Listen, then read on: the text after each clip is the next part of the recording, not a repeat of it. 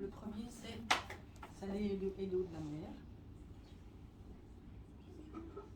Je vais prendre la page 21, si tu veux bien.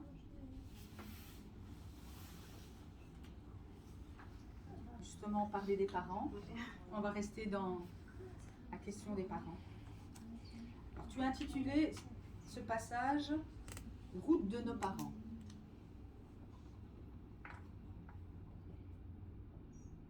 Les routes les plus sinueuses ont été parcourues par nos parents. Débarqués dans un autre pays, d'autres horizons, d'autres visages, et une langue inconnue les a rendus muets. Quand le choix ne devrait pas se poser entre misère et mépris, c'est pourtant ce qui a été fait à leur personne, et c'est la colère qui coule dans nos veines et qui paralyse nos âmes. Le paradoxe est total, liberté d'expression, et donc nous recevons des publicités de l'extrême droite dans nos boîtes, et en même temps, nous avons le MRAX. Si je traduis, il faut laisser le racisme profiler pour qu'on puisse vous défendre, c'est le chaos. Mais imaginez l'insécurité, l'instrumentalisation. Alors tu veux bien m'expliquer. Alors le MRAX, je ne sais pas si quelques personnes savent ce que c'est. Non, je pense pas. Il faut peut-être que je... Oui, mais peut-être pas tout le monde ici. Le MRAX, c'était le mouvement qui a été, un mouvement qui a été créé contre le racisme. C'est une association qui existe encore aujourd'hui, depuis très longtemps déjà, et qui défend toute cause contre toutes les discriminations raciales, etc. Donc, les personnes qui sont victimes de racisme peuvent aller, entre autres, se plaindre et essayer de se faire défendre. Mais c'est sur différents thèmes, hein, des gros thèmes de société qu'ils sont en train de défendre. Voilà. Donc là, on a un exemple très concret d'un sentiment. Excuse-moi, juste, mais j'imagine que tu expliquais ça par rapport dans les années 80 où on recevait des tracts dans les boîtes, entre autres de Knowles. Oui, exactement. Voilà. Ouais. Et donc, voilà, ça c'est un exemple concret d'un texte qui a été écrit donc, lorsque j'étais très très jeune. Et un coup de tristesse, voyant mon père rentrer avec sa salopette de travail. J'avais l'impression qu'il courbait les chines. Et puis je voyais ces gens dans les transports en commun qui nettoyaient donc, les stations de métro. Et voilà, donc prise à qui poser ces questions sans comprendre, parce qu'il y a toujours cette histoire aussi de qui je suis dans l'identité quand j'ai 15-16 ans, qu'est-ce qui est légitime, en fait c'est quoi cette terre d'accueil alors que je suis née ici, voilà, ces deux civilisations qui sont, voilà, moi je me sentais belge, voilà, j'étais ici, je connaissais pas autre chose, voilà, en termes de débrouille dans le pays, mais en même temps il y avait cette agressivité des matins où tu te levais, tu trouvais des choses comme ça, et voilà, donc c'est comme ça que je pouvais écrire un texte sur les bancs de l'école, que tout le monde ne fasse pas comme moi, les jeunes, pendant que le prof parlait, moi donc c'était en classe. Oui, mais j'ai gardé, un jour je ferai une expo avec tous mes feuilles en tête et tout ce que j'ai pu écrire en classe. J'ai des souvenirs parfois très clairs de ces moments où j'avais une grosse colère, une tristesse ou le sentiment d'injustice et je pouvais, voilà. Ok. Donc en fait, tu as exprimé une période... Resituer en tout cas là. Parce que c'est vrai qu'il fallait, pour les personnes qui s'en rappellent, on recevait pas mal de tracts à l'époque. De Knowles, hein, c'était à Scarbeck, c'était le bourgmestre de Scarbeck qui était foncièrement raciste, hein, qui était un bourgmestre d'un parti de droite, c'est l'extrême droite, enfin de libéral. De droite. Et il avait interdit à cette période-là, c'est dans les années 80, il fallait être belge pour avoir et pour résider à Scarbeck. Donc à l'époque, on n'était pas encore tous naturalisés. Je ne sais pas si vous vous rappelez, mais la naturalisation a commencé seulement dans les années 90. Hein. Moi, je me rappelle, en 80, j'étais ma nationalité belge à 18 ans, malgré que j'étais née en Belgique. Et moi, je l'ai faite aussi à 22 ans, parce que c'était à l'époque, on parlait d'options. Il y avait différentes, si tu veux, étapes et périodes. Et donc, on n'était pas encore tous belges. Donc, nous, personnes d'origine étrangère, si on voulait habiter à Scarbeck, on ne pouvait pas parce qu'on n'était pas belge. Or, qu'on habitait en Belgique.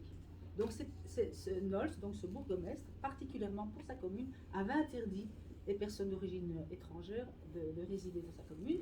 Et évidemment, il tractait, c'était vraiment des tracts, on voyait le cliché, hein, le chameau avec un monsieur, le Marocain avec sa djellaba qui était là. Enfin, c'était vraiment des tracts assez... mais à l'époque, nos parents parce que nous on était jeunes, comme elle le souligne très bien, on était jeunes, on voyait ça comme ça, on sentait qu'il y avait quelque chose qui était un peu, comme on dit chez nous en Algérie, la hogra. Voilà, donc courber Tu les vois, chines, vraiment, c'est... mais nos parents ne réagissaient pas, c'est pas comme nous.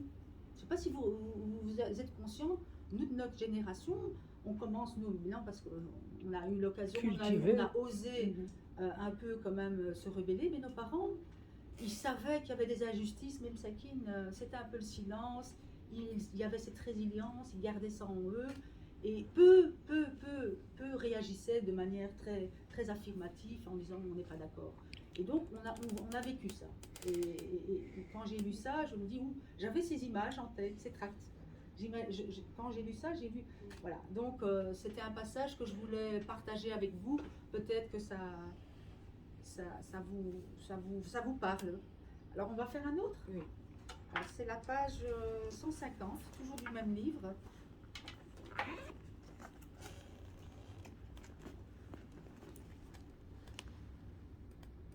Alors après les parents, il y a les enfants. Exactement. Et tu as intitulé ton petit passage pour mes enfants. Moi débordé, moi déchiré, moi qui passe d'un combat à l'autre, vous mes entrailles, vous mon espoir, vous mon amour, vous ma droiture. Je dédie ces lignes à mes enfants, sans qui je n'aurais jamais pu être forte, faible, triste ou joyeuse. Je vous aime. Vous à qui je demande pardon pour mes faiblesses et mes états d'âme. Vous que je remercie pour vos erreurs et votre force. Alors, il y a un peu de tout là. Ouais.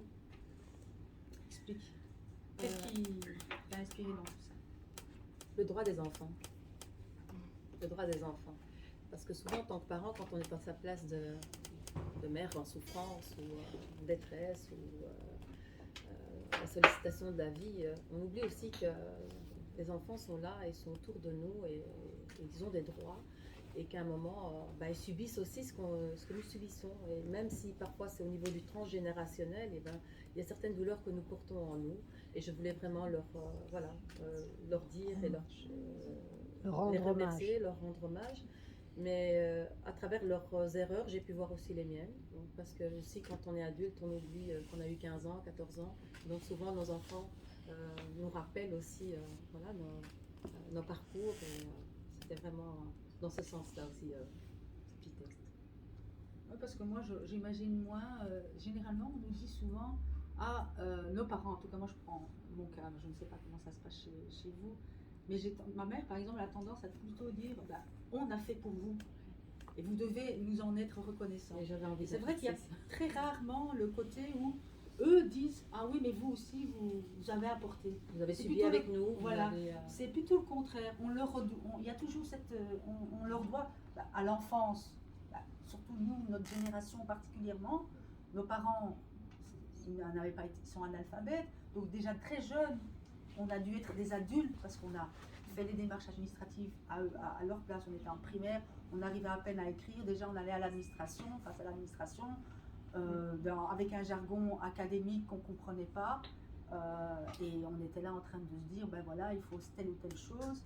Parfois, on se faisait remballer devant un fonctionnaire qui ne comprenait rien, qui ne se mettait pas à notre place. Et même jusqu'à l'âge adulte, maintenant ils sont âgés, on doit continuer à les porter.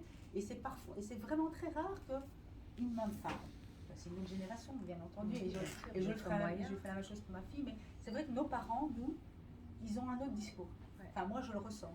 Le discours est plutôt vous devez continuer à être redevable parce que... Et c'est aussi à ce niveau-là que je voulais cette écriture du transgénérationnel, c'est parce qu'il y a aussi dans l'éducation ce que eux ont reçu et qu'ils répètent, et en les interpellant d'une autre manière, voilà, se sont rajustés aussi certains parents dans des familles en exprimant parfois quand on te dit mais vous étiez petit, vous avez joué, vous n'avez pas senti, et de rappeler, de dire, et ça c'est apprendre à prendre sa place aussi dans la société, d'abord du noyau familial dans la société, et c'est aussi en développement personnel que j'ai appris aussi toutes ces choses qui pouvaient aussi permettre, et le changement d'abord chez soi, chez soi-même, et puis autour de nous.